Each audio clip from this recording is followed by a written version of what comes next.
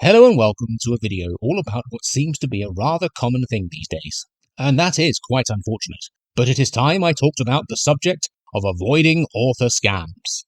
I'm here to showcase a recent experience that left me compelled to put a video together, while also doing my best to help others in avoiding and also identifying author scams. From the promise of TikTok fame to having your work exposed to big-time book clubs, all the way to marketing experts, and of course, the coveted movie option, or even a famous name reaching out to you.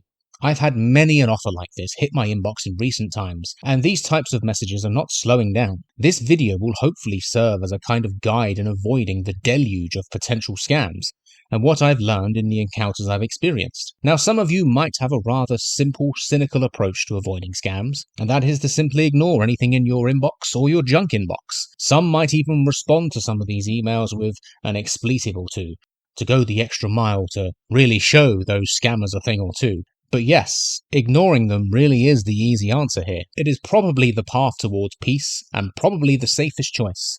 And so that's it. You've solved it. We're done. I'd like to thank you for watching this video, and please like and subscribe. No, wait. This would be a rather short video, if we were to just follow that simple advice. And yes, because ignoring a lot of those messages in your junk inbox will be the solution to a lot of this.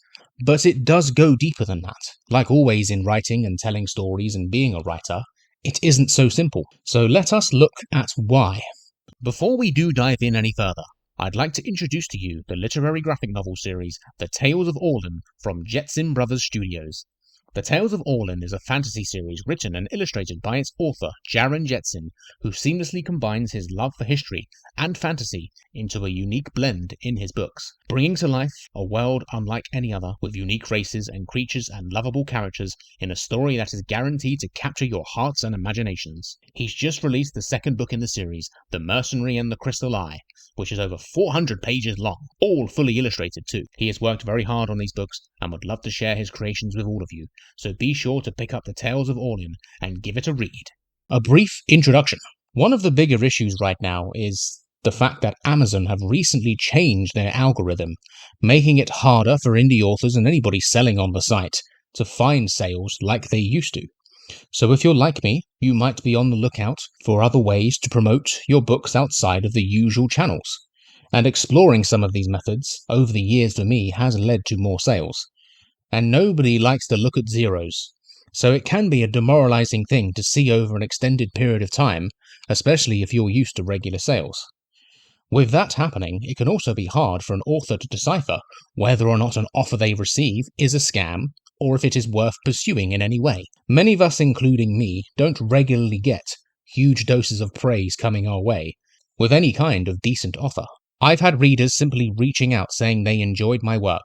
I've even received messages with genuine offers, from being approached by a world-renowned writing competition to even having real advertising agencies who want to use my blog as a space to advertise. And guess what? Their messages first appeared in my junk inbox, way back when I had just released my second book, Dark Blood, which was a time before I had any real social media impact or following or presence. I was approached by a so-called book lover who laid on the praise rather thick and made me feel like the best author in the world, and nearly, yes, very nearly convinced me to pay them for a review. The terminology they used was welcoming and very convincing, but in the end, I saw sense. It turns out this person is a rather well-known scammer, and I avoided them after realizing nobody really liked my work that much. My experience with that book lover is something I put into a blog post, and today, after nearly 10 years, it regularly gets hundreds of views still. So that person is still operating, and people are naturally doing their research. Exploitation of dreams with a compliment offer sandwich. Many of us are in the indie author realm, all have that collective dream, which is to be read and to see our work published, enjoyed, and even reviewed. With the rise in popularity of self-publishing, this has dragged out some rather unscrupulous folk who are more than prepared to try and exploit that. Ambitious author seeks lots of sales, recognition, and more. Without sounding crude, there is a market for that, and every day I see it being exploited. From rather random social media accounts claiming to be marketing experts to those who take more effort in saying so by directly messaging you or filling your inbox with their correspondences. My very first tip and my approach to identifying and then avoiding author scams on a basic level is to be hyper aware that your dream can be exploited. A simple, unsolicited direct message or email with some blanket complimentary terminology about you and your work can be an immediate red flag.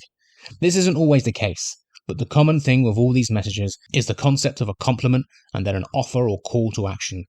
Now, this is extremely important for those who are newer in publishing, because it will feel kind of weird when someone approaches you telling you they really liked your book and you are the only author in the world. If it comes with an offer or a call to action, then it probably is a scam, unfortunately. Now, see Exhibit A. Obviously, this message was identified as junk. Let us read it. Hello, L. Hall. I came across your book on Amazon.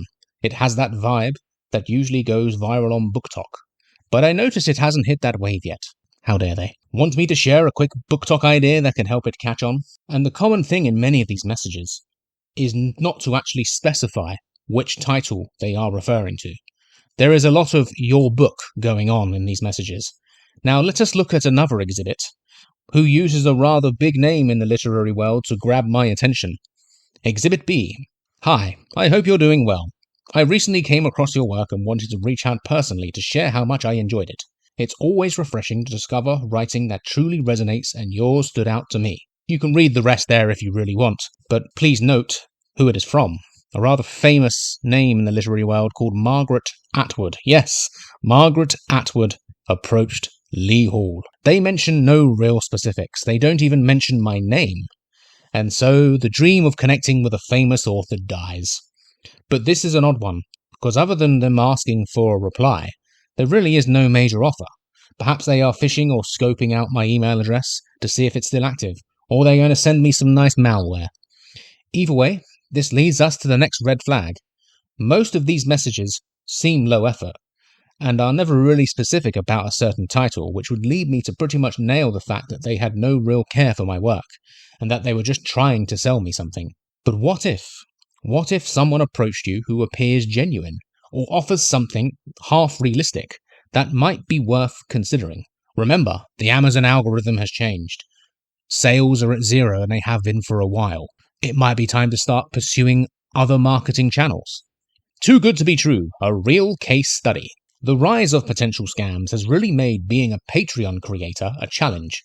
And because much of my content is marketing based, it's really hard to convince others that I am genuine. So I just spend most of my time not convincing anyone anyway. I just don't post about my stuff on social media very often.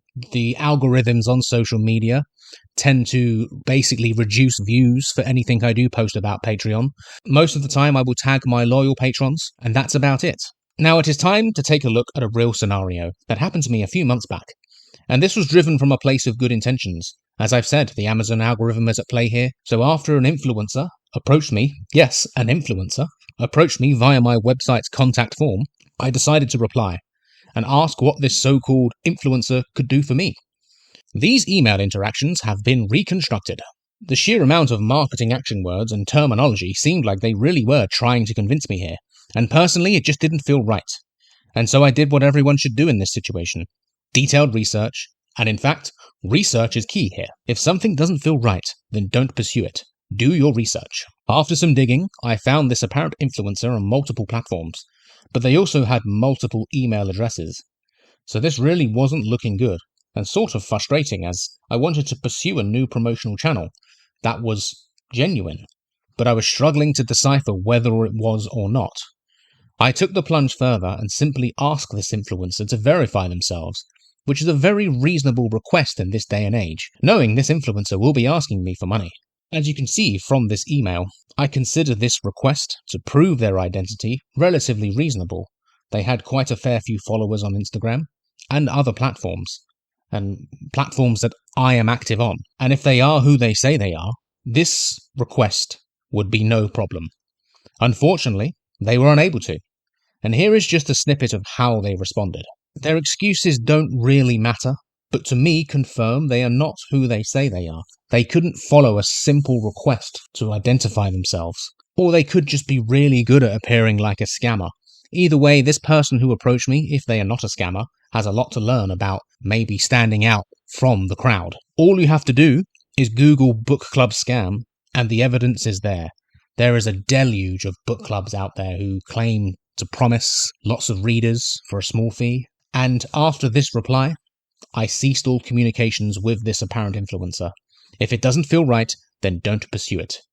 Now, this apparent influencer, if they are legit, should really consider how they approach authors in the future, without appearing as a scam. An unfortunate outlook. Because of the sheer volume of potential scams out there, it can be incredibly difficult to decipher a genuine one. Like I said, my Patreon is incredibly hard to market because of that, and there are so many others out there who really don't want to be tarnished with the scammer title. But it is up to us to break the mold and help those who do help others give marketing a better name. A lot of this stuff can be fairly obvious, but reputable people can be found in reputable places. Remember that.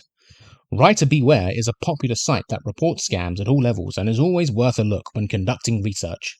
And so, to finish, let us look at a quick-fire checklist with the hope it helps with identifying potential scams. When someone does approach you, ask yourself these quick-fire questions. Does the account or email address reaching out to you appear legit? Lots of scammers use Gmail, unfortunately. Social accounts with few followers is a red flag. Does the message you receive read like a generic form with no specifics? Does the message sign off with a clear indication of who the person is? Can you find this person through research online? Do they have any socials that appear legit?